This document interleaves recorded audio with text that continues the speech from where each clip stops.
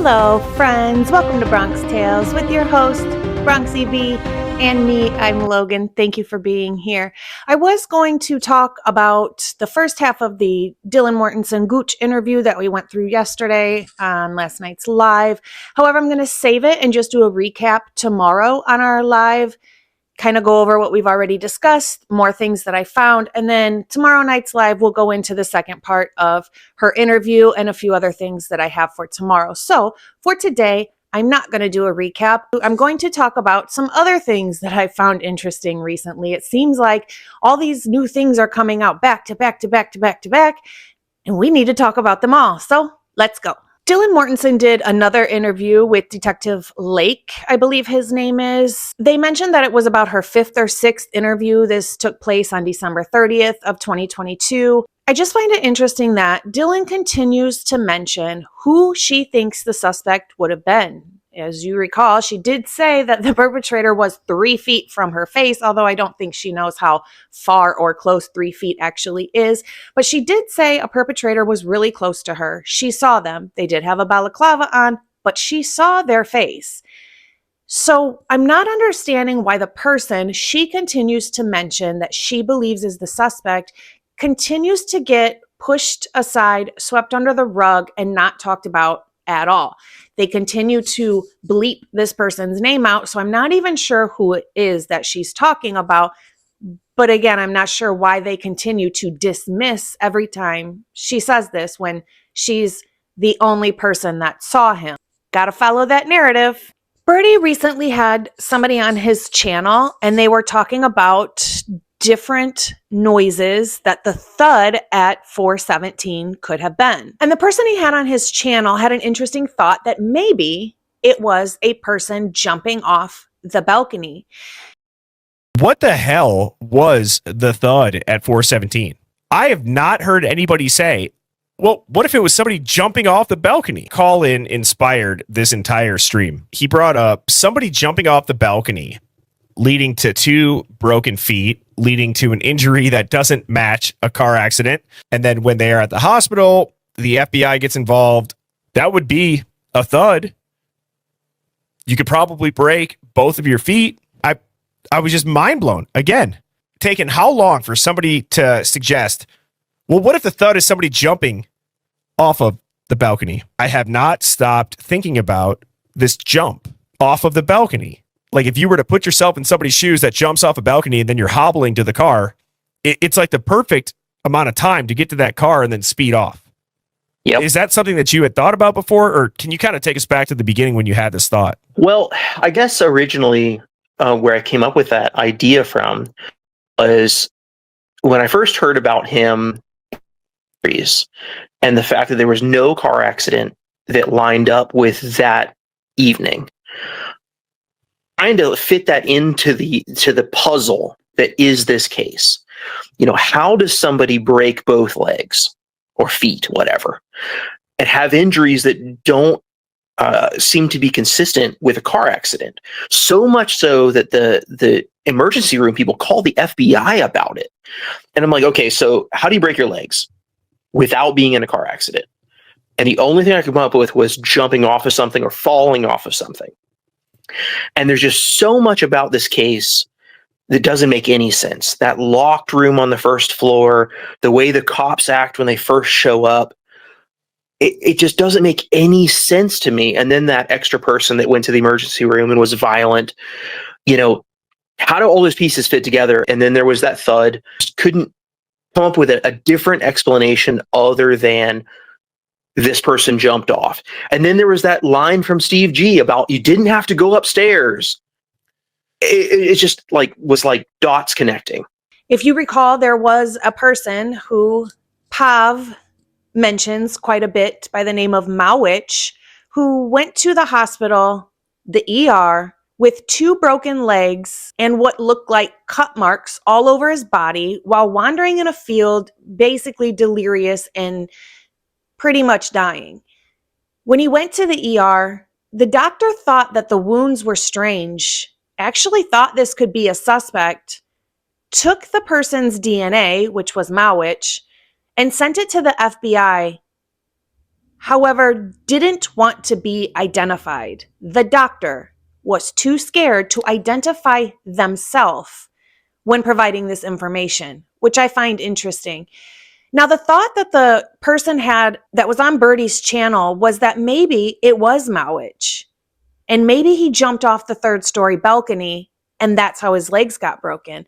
And I want to continue with that thought and say maybe, now that we know Ethan engaged in an altercation, maybe Ethan had a weapon and was fighting back with this perpetrator specifically.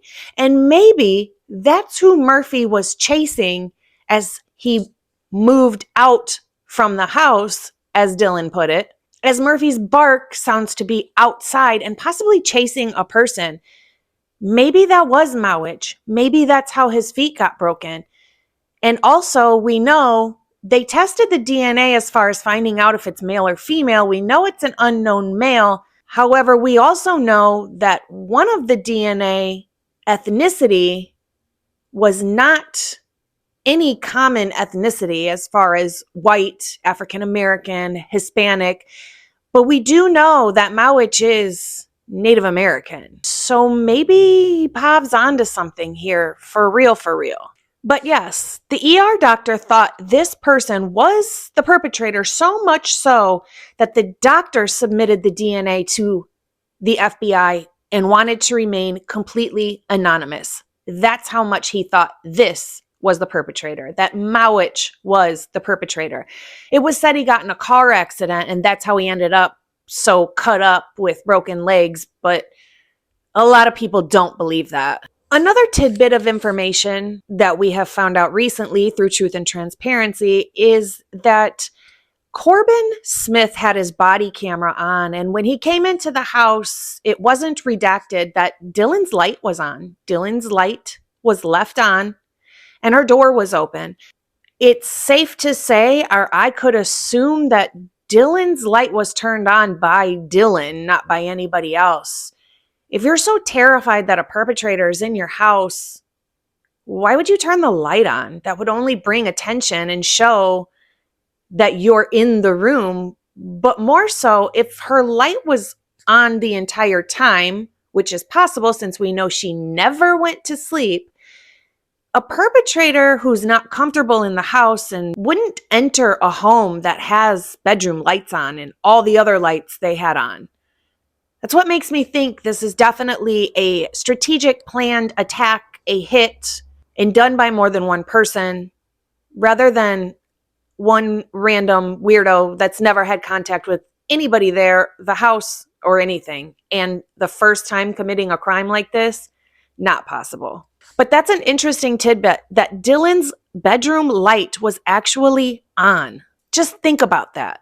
Now I want to move on to a channel by the name of Truth and Neurons. They recently talked about the knife that Hunter had and set on the table, which then left red fluid marks from his hands onto the table, which we've now found out is Kaylee's red fluid. So how would Hunter get Kaylee's red fluid on his hands to then transfer onto the table when he set the knife down? The IDAHO4 case contains a psychological puzzle that investigators appear to have deliberately avoided examining: the presence and behaviour of Hunter Johnson, a fraternity member whose actions at the crime scene demand serious scrutiny. Body cam footage captures a sequence of behaviours that, in any standard investigation, would trigger immediate detention and intensive questioning. After allegedly viewing one victim's body, Hunter is filmed upstairs with Officer Gunderson. He explains that he has taken a knife from the kitchen and proceeds to place it on the beer pong table. However, the critical moment of placement is not captured. The officer's camera conveniently faces another direction during this exact action. This gap in documentation, whether accidental or intentional, eliminates our ability to verify the knife's condition at the moment of handling and the exact circumstances of its placement. What follows is a forensic puzzle that was never properly investigated, leaving us with more questions than answers about what transpired at the crime scene. The photographic evidence creates a deeply troubling narrative of potential evidence tampering. 3 images of a steak knife on the beer pong table tell 3 different stories. The first shows what appears to be blood on the blade. The second shows the knife at a different angle where the lighting makes assessment difficult. And the third shows the same knife appearing cleaned. Beneath the knife in these photographs are visible drops of blood on the pong table surface, but these drops have a distinctive quality. They appear transparent, diluted, watered down, rather than the thick, viscous appearance of undiluted blood. This observation is critical from a forensic psychology perspective because it suggests active dilution, likely from water used in a cleaning process. The spatial relationship between the cleaned knife and watered down blood drops creates an unmistakable implication. The knife was washed, and residual water from that washing process created diluted blood patterns on the table surface. This hypothesis gains substantial support from body cam documentation from early that afternoon, specifically identifies blood on the sink, not around it, not near it, but on the sink itself. This precise language from a trained officer documenting an active crime scene suggests transfer or spatter patterns consistent with an object being cleaned at that location. Looks like there's some dried blood on the sink, but there's not any around it, and there's no blood droplets. I also want to take a closer look at this knife. If you look to the base of the blade, it has a red hue, almost like there's red fluid there. And along the top edge of the knife as well looks to be red fluid. This is a dirty knife. This knife looks used to me. We also know that there is red fluid in the sink. It was dried. However, there was red fluid droplet, a droplet that dripped down in the sink. And Truth and Neurons made the point that maybe Hunter tried to wipe that knife off. I'm not sure why. I don't think Hunter technically did this, but it's an interesting thought. Why would he need to wash the knife off? Where did this knife actually come from? And why is Kaylee's red fluid the fluid that's being transferred from Hunter's fingers when he sets the knife down? I also want to take a look back at the Amido Black in the kitchen. You can see the red fluid droplet on the sink that the officer even spoke on. Shows up dark blue when sprayed with Amido Black, meaning that is absolutely red fluid, but I want to take a look at the rest of the inside of the sink as well. Something was definitely washed in here that had red fluid all over it. The sink is covered in what looks like splashes or droplets of red fluid. So then I can only say that what is left in the sink after this was cleaned, whatever was cleaned in the sink that had red fluid on it, the sink was then staged to make it look like nothing was cleaned up in the sink. Who had the time to do that? When was that done? There's so much direct evidence of a cleanup. It's astounding that anybody could think Bryan Kohberger is the one who did this.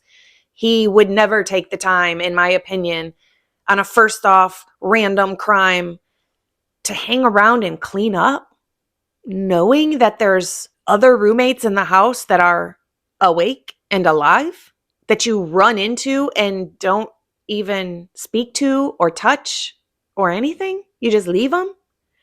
I don't think so. I also want to know why, if we have direct evidence and indirect evidence of a cleanup, how come the drains at 1122 weren't checked, just like they did at Bryan Kohberger's apartment and found zilch, nothing, nada? How come the drains at 1122 were not checked? I would have liked to see the outcome of that. I bet it would have told a different story. Not that they would let us know or anything, but I'm sure they would have found something. Speaking of 1122, I don't understand Molly saying that the light by the house numbers on the outside of the house above the front door that says 1122, when she was looking to deliver the food, why she couldn't see the numbers. She kept saying something about the light being too bright and she couldn't see the numbers, but you can see them perfectly clear, even from the street. I don't know what she's talking about, which means to me that she was purposefully putting her face on the 1112 camera so she could be a witness hired by Bill Thompson to point out Bryan Kohberger as the perpetrator, which after all of the videos came out with her was a total bomb. YouTube tore her apart, and then there was a plea deal. Right after Bill Thompson realized, well, shoot, we can't use Molly McMichael. That was a bomb. That blew up in our face. Better make a plea deal. I quickly want to talk about Murphy one more time. And my thought on this is, we know that there was red fluid found on light switches. I'm not sure if there was one in Kaylee's room. I thought I read that there was red fluid found on a light switch in Kaylee's room. Now hear me out. What if one of the perpetrators flipped the light in Kaylee's room to see if there was anybody in there, and encountered Murphy sleeping in the bed. And when Murphy saw this perpetrator, that's when he started barking. That's when he started chasing the perpetrator. And that's when the perpetrator jumped off the edge of the third floor balcony. Murphy then could have ran down to the second floor and, with the back slider being open, chased him out that way. But I'm wondering, since there's red fluid on the light switch, did this perpetrator scare Murphy when he turned on the light, and that's when the barking started? And speaking of the barking, I agree with Birdie that it sounds like the audio of Murphy barking sounds like it loops. And if you remember, maybe a month or two ago, I stated I put all of this video footage into AI and asked if there was any looping in the video footage, and it told me absolutely there is tons of looping. I just never ended up nailing down the exact times that the looping happened, but the video footage that we have been given from Linda Lane, 1112, they all loop. We're not getting organic video footage. It loops. So yes, Murphy barking could absolutely be a loop in video. What I find interesting about that as well is I thought we'd be able to hear Murphy's bark on the Linda Lane audio or video footage.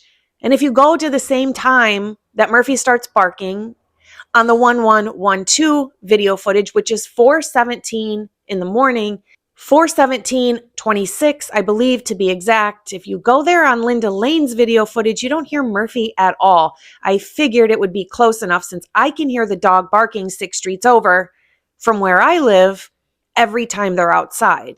It's not that far of a distance to not hear it.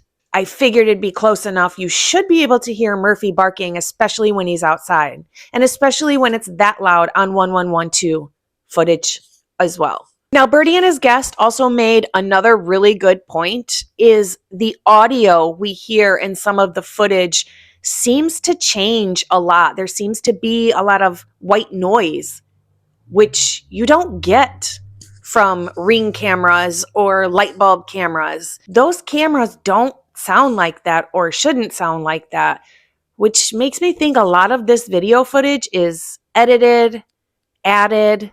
We already know they've taken out footage from 3:30 to 4:06 in the morning, which is the time we need, basically. I do feel like this video footage, all of it, everything we've been given, has been altered.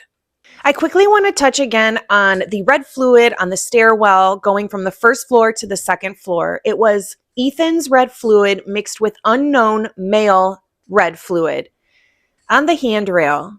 Now, my question is, since everybody in mainstream media, the prosecution, and all the guilters think that it was one perpetrator and it was Bryan Kohberger, explain to me this.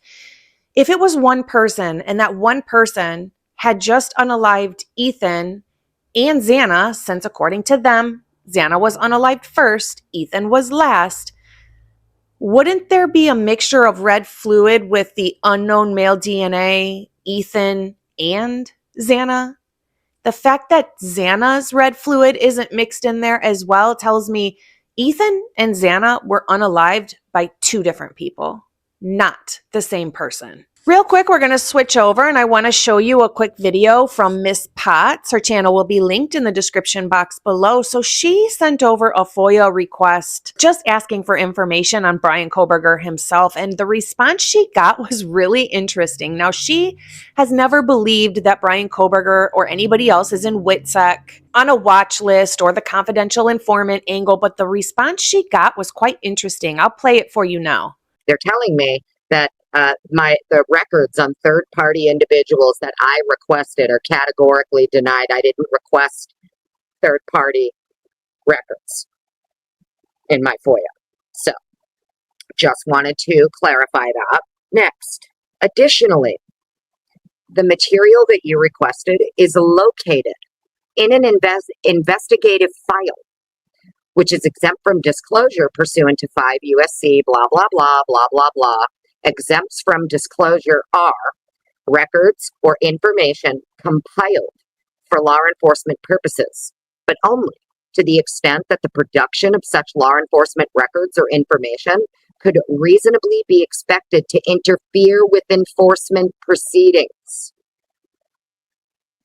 The records responsive to your request are law enforcement records. There is a pending or prospective law enforcement proceeding relevant to those responsive records, and release of that information could reasonably be expected to interfere with enforcement proceedings. Okay. Pending and prospective law enforcement proceeding. Bro, he pled. What do you mean, pending? There's nothing pending. This shit is marked as case closed on Idaho's own website. It says there is a pending or prospective law enforcement proceeding relevant to these responsive records, which is why they can't give them to me, because it would interfere with enforcement proceedings.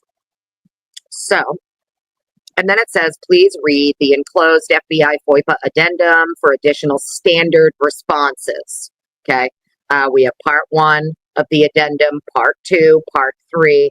These are your standard responses, allegedly, that they give you. Sincerely, record information dissemination section, blah, blah, blah. And then where is it? As we get down here, you'll see. So, as referenced in our letter responding to your Freedom of Information Privacy Act request, the FBI FOIPA addendum provides information applicable to your request. Part 1 of the addendum includes standard responses that apply to all requests. Part 2 includes standard responses that apply to requests for records about individuals to the extent your request seeks the listed information. So, to the extent that my request lists the the requested information, part 2. I made a whole video, right, about WITSEC. You fucking crazy people talking about Brian's in WITSEC on a tropical island somewhere. You know, okay, I'm the bigger person. I can say I'm sorry. But in part 2 here, this is one of the reasons that they list, okay? The 3 reasons that they list for their standard responses. They're saying part 1 of the addendum includes standard responses that apply to all requests.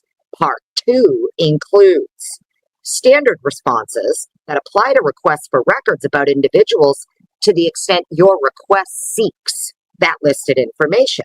Well, part 2 is requests for records about any individual on a watch list.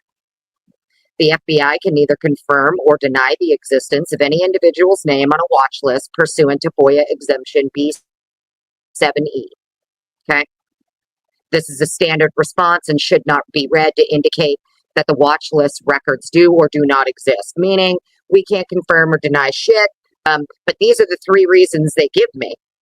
The second one, requests for records about any individual, witness, security, program records. That's your WITSEC. I'm sorry for everybody that I said, look, I'm not going to say that I take it back because I don't take it back. I don't believe Brian's in WITSEC, but the FBI is literally telling me one of the reasons applicable to my request here in part 2. These are the 3 that they gave me. And one of them has to do with WITSEC. And as soon as I read it, I said, fuck, damn it. Now I have to be like, okay, well, I guess maybe there's some slim, small chance someone here is in WITSEC. But as far as I know, I have not requested anything for anybody on a watch list. Okay. I have not requested third party anything. The only person I asked for information on was Koberger. I didn't put in anybody else's name that I was trying to get information on. As far as I know, Brian Koberger isn't on a watch list. As far as I know, Brian Koberger isn't in WITSEC. And then their third reason is requests for confidential informant records. It sounds like she might now believe that WITSEC could be an option. Very interesting response to get when you're just asking for information on Brian Koberger. Why would you respond with anything regarding CIs or WITSEC or watch list pertaining to Brian Koberger if that doesn't pertain to Brian Koberger, right? Strange. And I'll make this one quick, or try to at least.